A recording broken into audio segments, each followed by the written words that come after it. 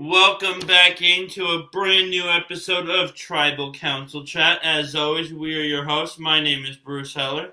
And my name's Brett Parnell. And let's dive in. This is episode 6 of our Vanuatu rewatch. Episode 6. This was a fun one. This might be, other than the premiere, because the premiere had the opening ceremony stuff, this might be the most interesting one so far. I think it was. I would even say it probably was more interesting than the premiere in the fact that now that we've mixed the tribes up, they're all playing the game. It's not just older versus younger on both beaches. The premiere as a whole, yes, but the first half of the premiere, because half the episode is opening ceremony for some reason. Yeah, very true. Well, I mean, that was one of the most grandest opening ceremonies we ever get in this show. Oh, yeah, no, I get it. It's such a large portion of the episode, then we have to cram everything else in. Right. But no, this was a fun episode.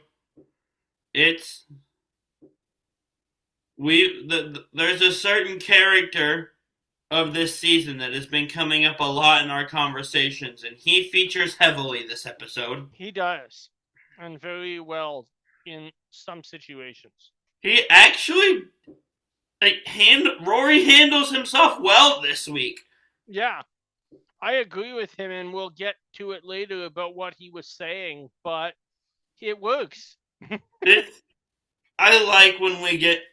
I don't remember this being the case the first time I watched it, but as I'm watching it to analyze and find stuff, he is one of my favorite characters on this season, just because he always gives us some sort of content. Yeah. So, speaking of Rory, we dive in with the post-tribal, and he decides that it's best for him to hold his tongue till morning, and he announces that to the tribe, and says that I guess he's upset about the vote, but he's just gonna isolate himself and hold his tongue until morning.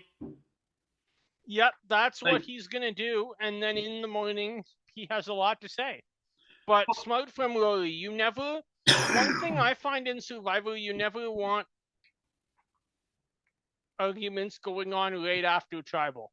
That's when emotions are the highest and people are the most fatigued. All at once. Ozzy. Yeah. Ozzy kind of does that every season. When he's ticked off about a vote, he goes off right when they get back.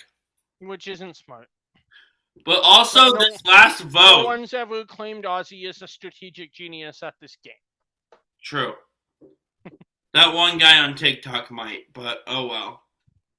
Is this the same person that said Rodney is their favorite player of all time? No, that was Facebook. There's this guy on TikTok that Kevin used to send me reels of, and every one of them, I just thought the take was insane. Oh. So maybe he'll call Ozzy. I probably didn't see it because I don't have a TikTok. And he's probably on Instagram or somewhere. I don't know why it is, but when you or some of my other friends send me TikToks, sometimes it lets me watch them without having a TikTok, and other times it tells me to download TikTok. So I see about 55% of them. What I've started doing with, if I want to send you something, is instead of just sending you the link, I save it to my camera roll and, send the video to you on Messenger. That works. Maybe that's why. Maybe you figured out the problem before I get it, and I was just like, it works today. Also... Getting back into the recap, the last vote, it was very clearly going to be either Bubba or Rory. Yep. Bubba went home and Rory's upset about that? What are we upset about here? I'm confused. I have no idea. I think Rory is probably just more upset about the fact that he thinks he's next. Well, he feels he's playing without a chance, as he clearly states, but I don't know. At this point, it seems clear he's next. But in the morning, we get a good confessional from him that's actually kind of smart and not just emotional and annoyed. It's him saying he realizes he can't push the women too far. He needs to sit back and push them just far enough to get what he wants. Yeah. My note here was he's absolutely going to push them over the edge, right? That's right.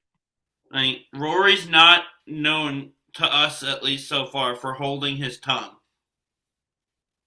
Yeah. So that's our Yasur content for now. We go to Lopevi, and we see Julie kind of hanging out with some of the guys, tells Johnny needs sunscreen. And Chris gives us a great confessional here, because he tells us that someone like that who's great at talking can talk and smile their way all the way to the final five, and that's dangerous. Yep. Chris is seeing things the other guys aren't seeing, or ignoring at least. Very true. So I just wanted to point that out for Chris. And like I said, a lot of these guys don't seem to be very good at the game, but we're starting to see Chris's strategic mind come to the forefront, even though he's playing with the same people over and over again. Yeah. And so we go back to Yasur. And this time, again, it's kind of a Rory heavy edit this week. Yep. But he's telling the women about how he can't go back to Lopevi because he thinks the guys will see Bubba gone and they'll assume I sold Bubba out and be upset at me. No, they won't. But he says that. I know he says it, but I was sitting there watching going, that doesn't make sense. Does Rory think that the other guys cannot do kindergarten level mathematics? Between this and him being upset about the last vote, did Rory realize it was either him or Bubba going home last week, that there was no chance anyone else was going? I think the confrontation with Amy and Bubba threw it off that there was no chance Rory was really going either. Last week was Bubba going home. Yeah, but Rory's upset that Bubba goes home. I know. I'm just saying. This one really got me, though. Like, you're one of two men on a tribe, and the other gets voted out, and you're afraid they're going to be upset with you that he went home. What? They're not gonna think anything. But anyway. Yeah. Rory's illogicalness aside, he tells the women that their interest is his interest, but he's not going to keep slaving around camp doing all the work. I didn't really think he was anyway. This kind of seems like everyone's pitching in. Yeah. It does to me too. Maybe he's doing a large percent of it, but... Or he might be, like many people in Survivor, feel that he's doing a higher percentage than he actually is. He's such good TV. Oh, is he ever? Like, I really don't think I felt this way when I watched this season in like 2021 or whenever it was. But he is genuinely one of my favorite characters this season. He makes me laugh and makes me shake my head and facepalm every week. Yeah, Rory is such a great character. I just want to know what made him think the guys would be upset with him or think he sold Bubba out. It was you or Bubba. If we might have watched this week 2 weeks ago, I probably would have put Rory on my characters list. Yeah. We missed a lot of people in the characters episode. Oh, well, there's too many to do a draft of 20. It's not like any of the people that we missed or that we picked were bad. Me picking Roger wasn't great. I think I could have made better picks there. Otherwise, I stand by the rest of my picks. Yeah, same. There's just so many good ones. That's it. But yeah, if we had seen more episodes of Vanuatu when we did that, we'd be fighting for who can draft Rory, I think. Yeah. But he's just delightful television. Is he ever? So he's trying to convince the women that he's with them and their interest or his interest. Do they believe this, do you think? No. Not for a second. I think he means it, but I think they think he's lying and trying to play them. It cuts to a confessional of him saying that this was the most cheesy thing I've ever said, which for Rory is saying a lot. Well, yes, but I doubt he always thinks he's cheesy. I think it's kind of the Philip thing where he takes himself seriously and we're Fair, but just this like, oh, time that's he funny. knew it. What? This time he knew it. He said it himself. He's like, this is so cheesy, I can't even believe I'm saying it. But he still means it, I think, though. I don't think so. I think he's just throwing anything he can at the wall. So he's not afraid the men are going to be upset with him for selling Bubba out? Yeah. It's just a terrible fake I think argument? this whole speech is just Rory trying to say, is there any way I can stay in the game? Okay, well that makes a little bit more sense. I thought that like the men will be upset with me was his real thought. Okay. I'm like, no, they won't. That's stupid. He's just terrible at coming up with fake arguments, I guess. Yeah. Because there's no way that's even believable. True. But we go to the reward challenge, and this is fun, man. So one team member at a time, both teams have these little fences that they're in. And one team member at a time runs out of the fence and picks up a pig with their tribe's colors on it. There's a bunch of red pigs and a bunch of yellow pigs. Well, the pigs aren't the colors. They're wearing like a piece of fabric with the color on it. And you bring the pig back inside your fence. This is so fun and unique and just has character. And not all pigs were created equally here either. We see Rory picking up a pig that looks like it was born last night versus Lisa picking up the fattest pig in the world that it would probably has been on my plate at the thick cut bacon on Norwegian cruise lines. That poor pig. You just called him the fattest pig in the world. Which is not accurate, but he was half of Lisa's size. Potbelly pigs are huge, which, if you go on YouTube, there are like probably some county or state fair where they race potbelly pigs. Oh God! And it's wild and stupid and hilarious and fantastic. All right, I'm gonna retract my comment and say Lisa got the fattest pig in that family in the whole country of Vanuatu. There you go. But also, they had different energy levels. Some people can just walk up to a pig and pick it up, and some of them had to run around and like chase one and like fall on top of it to catch it. Yeah. This is amazing. This was fun. And I think we only ever saw this challenge one time, but... And it has character too, and we'll get into this a bit later, because I have a note on this. But 50 was a little bit better. But so many of the challenges now, even if they're slightly different, which most of them aren't, they all feel the same. Yeah. This one just has character. Like, you're just chasing pigs around in a corral, and... Very true. Somehow who's the gatekeeper becomes a point of drama later. We'll talk about that when it comes. Yeah, Lopevi wins. Go figure. And they win steak and seasonings and stuff, and we immediately cut to them enjoying those at camp. And we cut to Yasur with a confessional from Leanne, who tells us that in the challenge, it seemed like Eliza didn't want to get dirty. Eliza was the only one who didn't get a pig for us. Yeah. So this is where I start to think, hey, maybe my guy isn't going home. Because we all know, with how the tribes are made up, I just assume Lopevi's winning every challenge until they prove me wrong. I would assume so until the merge, and I would figure the merge will probably come pretty soon. Yeah. Because this is old school Survivor. The merge was always episode 6 or 7. We're in episode 6. So Leanne says that, and I start to think, hey, maybe my guy's not going home if he doesn't do something stupid and shoot himself in the foot, right? Yeah, that's right.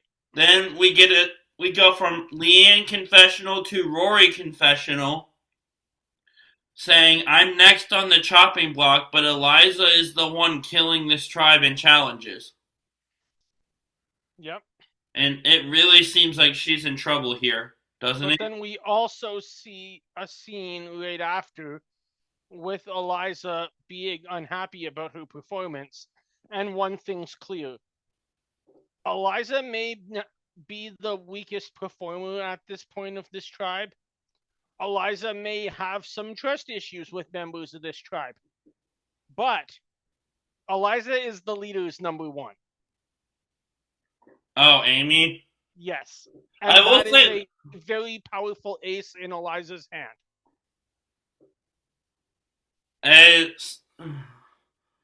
I do love this from that moment, though, of Eliza's kind of before talking about the challenge and kind of blame, while everyone in confessionals is blaming her, she blames Scout and says, well, I didn't get to be the gatekeeper because Scout called that, and I didn't get a pig. I wouldn't have had to if I would have been gatekeeper, basically.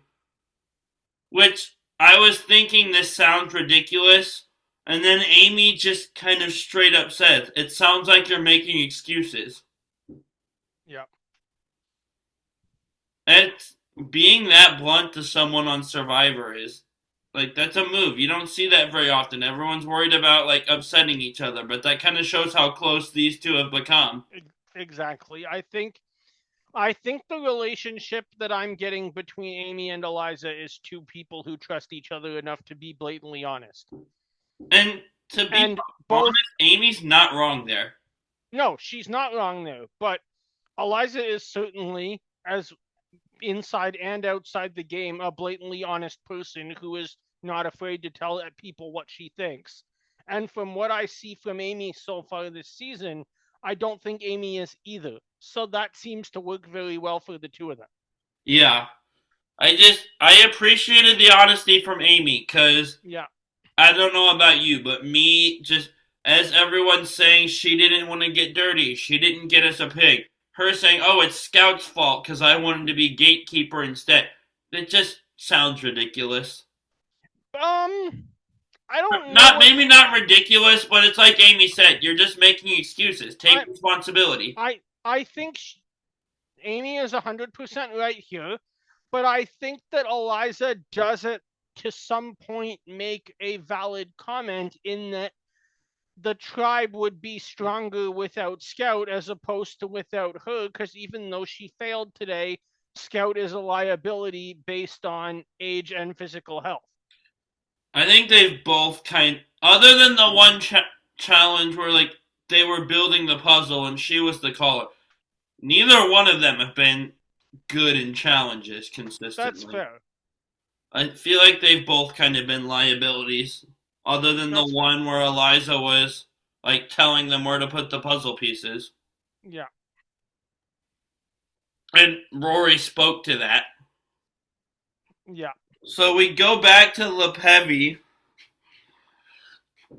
And this is where we kind of see Julie talk about how flirting comes natural to her and how that's how she connects with people. And all I could think of here, because I started audiobooking Parvati's book today. Oh, nice. And Julie talking about how like flirting's her way of connecting with people and how it comes so natural. And Parvati's what was in my mind when I was hearing Julie say this. Very true.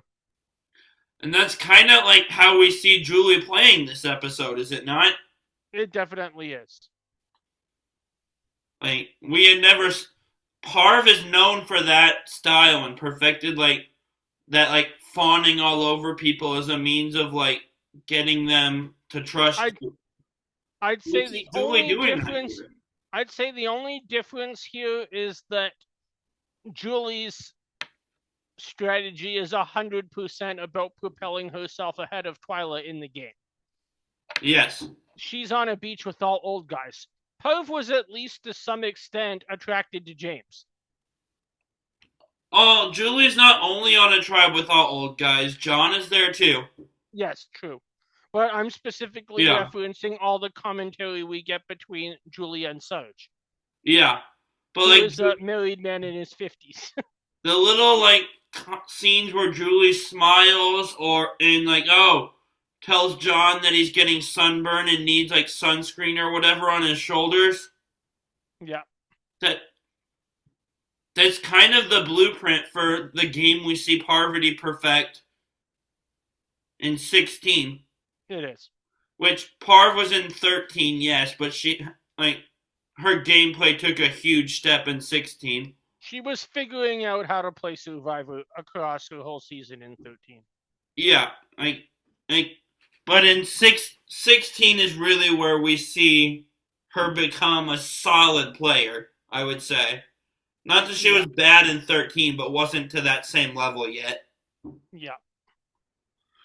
But we then... And you'll get to this in Parv's book, but she talks a lot about how 13 was her wanting to be on television after not just being cut from the real world, and 16 was her saying, I can win this. She's dealing with the reaction of people watching 13 right now. Okay. I listened to it for an hour driving out and an hour driving back on my adventure today. So, next up, speaking of Julie, and I don't think this is strategy. I think this is just being on an island port. She's sunbathing her hind end with just sunbathing without her swimsuit at all, I think. Yeah. Just laying face down, maybe asleep. So, and the next scene, I think, is we see a confessional of her saying the guys may need an ally, and that she's kind of worried that Twila's doing her own thing separate from her and aligning with the older guys. Yeah. And we see a lot of Twila and Sarge palling around right after that. Very true. Which I think Julie's worry here is spot on about Twila. That Twila's kind of jumping ship from the women to the older guys. Because look how close her and Sarge seem to be. That they do. And you can tell that amongst all of the problems that they both had earlier in the game, Twila and Sarge were just waiting for someone like each other to come along who gets the other person. Oh, yeah, they're two peas in a pod for sure. Yeah. Sarge even says at one point that if they were back, something along the lines of if they were back home, he'd put a dress on her and take her out to dinner. Yeah, like they're friends. Yeah. They probably still are in real life. And so we see Sarge give Twila his word that she's in his group of 4 until the end. That they do. So, does he mean this, do you think? I think he does. I think so. And so, from there we go to the immunity. And even if we look at like adding Twila to that alliance and then it makes a 6, do you not think Twila would get to the final 4 ahead of Rory with Sarge? Of course. That was my thought. Like, Rory and Sarge were in the same alliance originally, but those two would definitely not want to play together. So, yeah. And they're both like Sarge is inviting Twila in here with the older guys. Rory's trying to ingratiate himself into the group of women here. Yeah. And so, it'll be interesting. We go to the immunity challenge, and this is another fun one. We start on a platform in the ocean, and one person at a time has to maneuver this tiki piece along a rope through the water, over outrigger canoes, over a wall, through underwater sawhorses, and up to the beach. And once all their pieces are on the beach, 2 tribe members will assemble the puzzle and build a tiki. Yes. This was another really fun one. This was a really fun one, and even though Yasur does poorly, Rory surprisingly does very well. And it is an obstacle course followed by a puzzle, which is what I make fun of a lot of current challenges for. But it still feels like it has character to me. Like, maneuvering the puzzle piece that has a rope through it over all these obstacles, underwater obstacles. It's fun, you know? Yeah. But what I wrote down here was, between this and the last and the pig challenge, this episode kind of just makes me sad about the current state of challenges, because 50 was a little bit better, but they all feel the same, and even when the challenges aren't the same, they all just kind of have the same vibe to them. I feel like I'm watching different variations of the same thing every week. Absolutely. No, I would see that. Because, like, chasing pigs around is just so much fun. And now we get obstacle course followed by a puzzle, and, like, even the same puzzles over and over again. Like, oh, spell this word with an arch, except for you, Joe, because you can't spell. But Probst doesn't say that. But, like, after 48 and 50, that's my thought. Yeah. Sorry, Joe Hunter, if you're listening. But no, both just such fun challenges, even if this one is just an obstacle course leading up to a puzzle. It's fun. But Lopevi wins before Yasur can even start building their puzzle. Yeah. Again, powerfully the course in this season. And this time it wasn't Eliza that cost them the challenge, and it wasn't Scout, who, as we talked about, have kind of been the two challenge liabilities. It was Leanne really struggled in the water here. She did. Leanne could not swim. And as we get back to camp, we see, like, she's struggling with that after costing them a challenge. Mm-hmm. And we see Eliza and Scout both kind of comforting her and reassuring her that she will still be here tomorrow. Well, now we have 3 people who are worried that performance might cost them, and none of them are worried. I don't think Scout's that worried. No, but it could still cost her even if she doesn't know it. Yeah. And so, this is where things start to get interesting next. Is Amy and Scout are gonna go from Antioch. Yeah. Lisa says she wants to come too, and Amy goes, oh, why? And Lisa goes, well, because... And then never finishes the sentence, I believe. And the way Amy interprets that is Lisa wants to know where the Antioch is in case Amy isn't there. Yeah. I don't think Lisa said that. I don't think so. I'd have to go see it again and focus on what was said before the argument, but we also learned... Either way, this still does tie into the overall theme of the season, and that's whatever Amy says is the truth. But this isn't the first time we've had an issue between these two. We had the thing last week of Amy being upset that Lisa wanted to show the guys how to do the coconuts. Yep. And up to this point, it kind of seems one-sided. It doesn't seem like it's like back and forth. It just seems like Amy has an issue with Lisa until the next scene. Because Amy doesn't want to vote out Rory because of the work he puts in and doesn't want to vote out Eliza. And on the Antioch trip, Amy comes out and says that she trusts Eliza more than Lisa. And Lisa's kind of had enough, and they get into a bit of an argument right in front of Scout, who must have just been feeling so awkward watching this. Yeah. And more unfolds, and we kind of get Lisa wants Amy out. So now it's a rivalry. Now it's both-sided.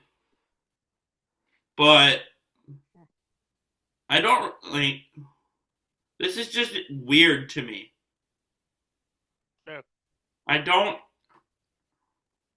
Like I said, I don't really think Lisa did anything until she just had enough here. Amy was the one upset about the coconuts, and Amy's the one that, like, thought Lisa said something that I don't believe she said. And if she did say it, maybe I'm completely wrong. But this is just a weird situation. Yeah. And so they get back to camp, and Scout tells Rory about the tiff between Amy and Lisa. And Rory in the confessional tells us he's thrilled because his name won't come up. And I'm thinking, don't say that. You're still the only guy here. Yeah, that's very true. I would not say that if I were Rory, but at the same time, you've got to be at least knowing that you have a chance.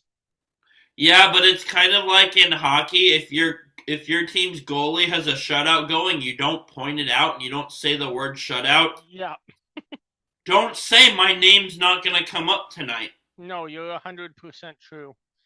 But at the same time, I would say I think that Rory is picking up on the fact that even though Amy doesn't want him out, and that's good for his game, and Amy's the leader, and that's good for his game, that Amy takes things personally, and he can use that to his advantage at some point. Yeah. And so we go to Tribal, and there's a lot of talk. I don't have a ton of notes here. But every one of these women keeps talking about the same thing, and that's valuing loyalty. And my note here is that hearing them talk about valuing loyalty, I feel like it's going to end up being Rory after all. Yeah. They're going to stay loyal to their original group of women. So it just comes down to when they say that, do they mean they'll stay loyal to the original group, or do they feel that someone within the group has already broke that loyalty? And it ends up being the second one, because Lisa goes home. Yep. But I don't know that she did. I have no clue what just happened on my phone. I don't know. That was the Little Mermaid under the sea. I know. I think it must have started Instagram or something, and that was somebody's post song. But it was the most random thing. But am I missing something here? I don't get voting out Lisa after you all talked about loyalty. I think it's what I just said. You're missing the definition of loyalty. But what did she do that proved she wasn't loyal? She even voted with them. In Amy's opinion, and whether that's accurate or not, we're not quite sure, but in Amy's opinion, Lisa talked about Amy being gone, which could indicate that Lisa might have been planning to tell the other girls when Amy was not around that Amy is too powerful. Fair. But if I'm looking at a merge, and I'm somebody playing the game like in Lisa's spot, this is probably about the point of the game where I try to make a big move and take out Amy before she can reunite her power at the merge. Here's what's interesting. Scout voted with Lisa here. There was 2 Rory votes.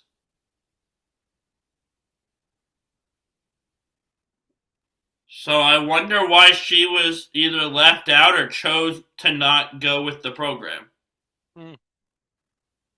Because that doesn't make sense to me. Do you have anything there? No. So here's my question.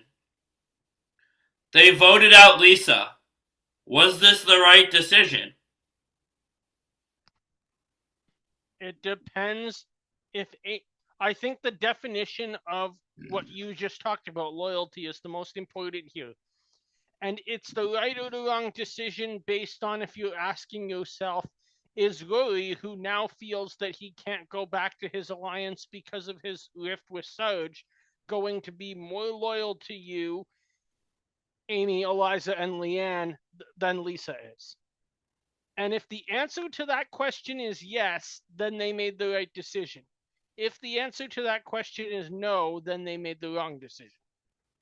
So here's my thought. Because this tribe they need to to balance out. They need to stabilize. They need to stop going to tribal. That's the story of this whole season. But, well, yes. All tribes. It was original Lopevi, now it's second Yasur. But in that vein of, we just need to stop the bleeding. They talked about Eliza. You and I talked about Eliza and Scout being challenge liabilities. I feel like I might have gone for one of those two, honestly. I feel Scout was the right vote here. I don't think, despite her talking about I have all this outdoor experience, I don't think Scout is offering this tribe anything. I would have voted for one of those two that have just pretty... Other than the one challenge Eliza really did great in.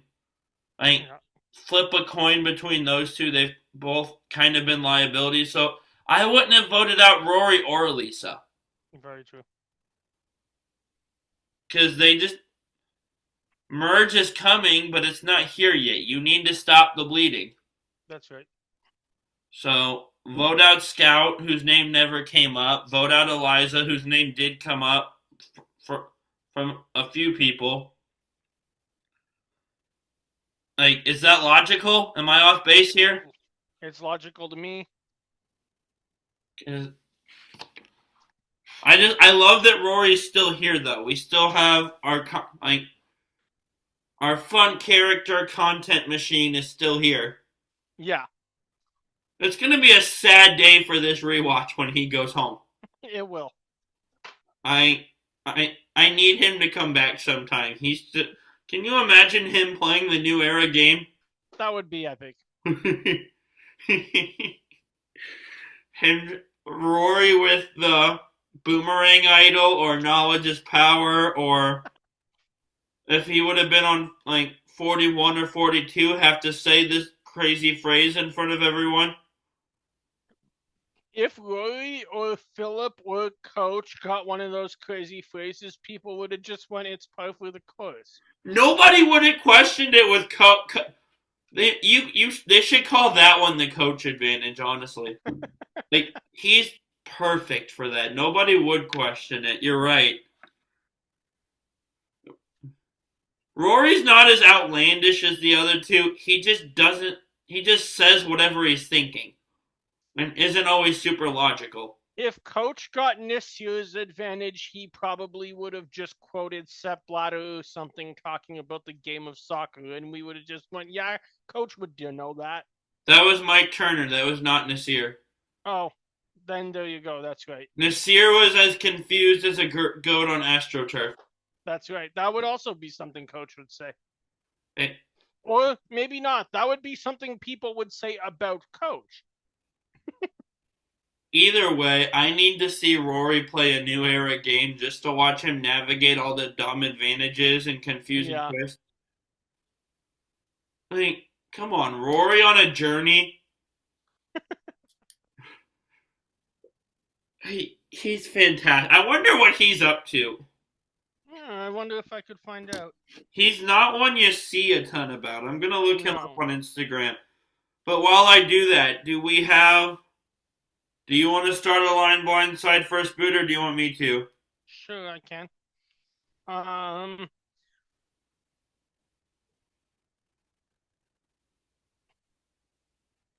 Hey, before we get started, Rory lives in Des Moines, Iowa still. He's still a housing case manager, and he has something in common with you. He's a Kansas City Chiefs fan. How did you find all this? I searched his name on Instagram and basically got nothing. I searched it on Google. Oh. Hey, Rory's from the Midwest, or lives here at least. I love that. Yep, one state north of you. Sweet. Where my other co-host lives. And that's the state Kevin works in. Does he? He lives in Illinois and commutes, I think, half an hour to the church he works at in West Burlington, Iowa. Oh, cool. I did not know that. Rory did a Talking with T-Bird in 2021. Oh, we have to listen to that. Okay. I'm getting sidetracked. If the audience can't tell who my favorite person to watch this season is, you know after this week. Yeah. Which, it was just the edit was very heavy on him. So, but yeah, a line blindside first boot. blindside first boot, let's go. Lisa, who was voted out, is a professional real estate agent. I am going to give you 3 real estate agents that are prominent figures in Survivor. Okay. So from old school Survivor, you have Kathy Vavrick O'Brien, Marquesas. Shout out to Steven. Yep, that's where I added her to the list. From new school Survivor, someone that you may not know as a real estate agent. I'm curious to know if you notice or not. You're getting Jay Sterrett from Millennials vs. Gen X and The Challenge. He sells real estate? I just found that out 10 minutes ago. I don't mean this as an insult to Jay, but that's such an adult-sounding job. That's the only way I can think to describe of why that surprises me. That's hilarious. But you get what I mean, though. Like, yeah. That's not his vibe at all. Yeah, I would agree. His vibe would tell me professional surfer, but I think that's his side activity. Or like in an emo band, because I know he likes that type of music. It's just headbanging. Or like doing The Challenge. Yes, but reality TV is not a career for most people. Like, if you're on The Challenge, it is. Well, I guess. Yeah, you're right. All right, and your third name, someone that I'm sure you know is on this list, Q. Oh, yeah. So Q, Jay, and Kathy. Go. Kathy's the best player here for sure. Mm-hmm. Q's too unpredictable. He's going first. I can't beat Kathy at the end, so she gets blindsided. Which leaves me to align with Jay, and I just hope Michaela's on the jury, I guess. Yeah, I completely agree with you on those 3. One thing I'm going to pick up is that even though Kathy's speech came across a bit bitter, she still voted for Rob. So she is exactly who I want on the jury. Someone who you can blindside and she'll still vote for the person who played the best game. Exactly. Yeah, Q is the least predictable. Jay, I will take to the end.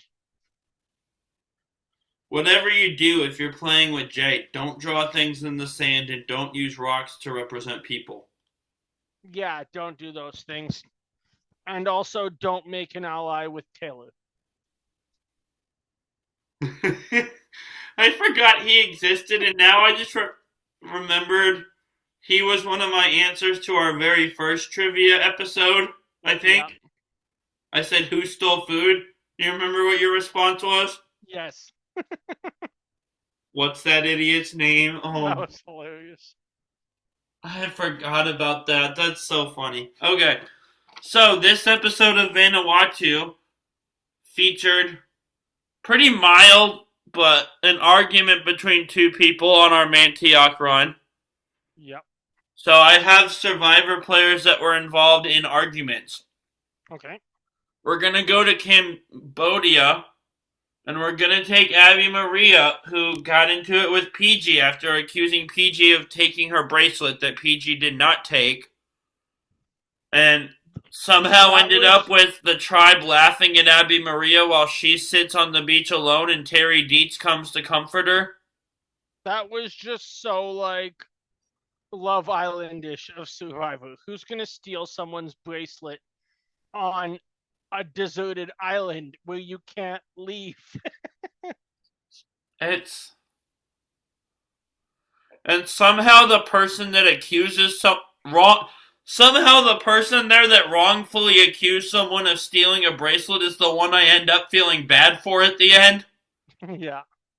Just an insane scene. So you get Abby. Okay.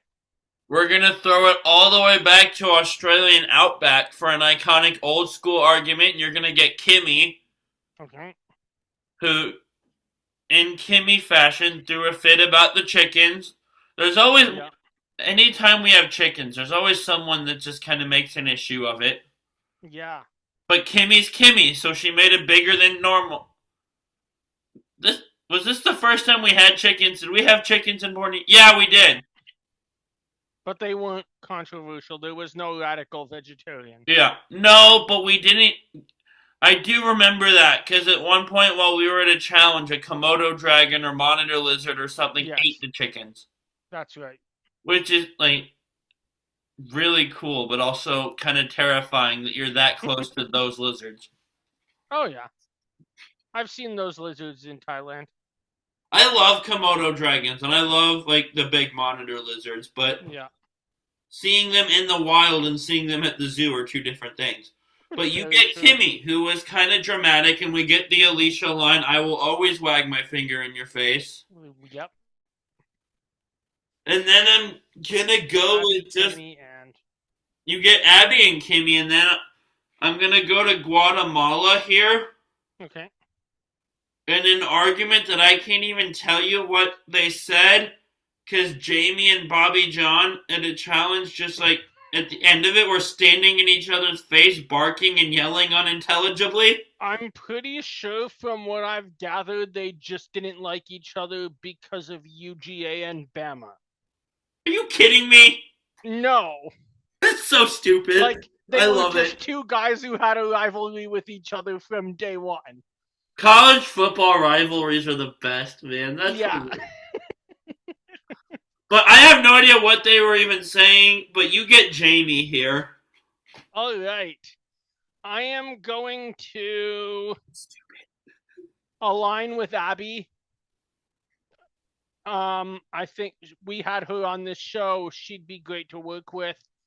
I'm going to blindside Jamie, see what he does on the jury, and first boot Kimmy, who at least in her first season, which is what I'll try to follow from now on. It seemed like last week I was playing a line blindside first boot all wrong. It's however you want to play it. There's not a right or wrong. But I'm gonna first boot Kimmy, who at least that generation's Kimmy I would not want to work with. What about 31 Kimmy? That would be fine. I've heard, and I've seen that she seems to be very different today. There's not a right or wrong way to play. I just take what I see of them on the show. Kimmy's an interesting one, though, because season 2 Kimmy and season 31 Kimmy, 31's a lot calmer. Yes, exactly.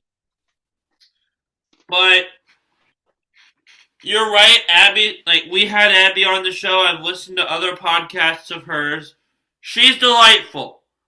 Abby off the Survivor and Abby on Survivor are two different people. Makes sense. Would you agree with that? Yeah, 100%. And Abby Maria on Survivor would, in theory, great person to go to the end with.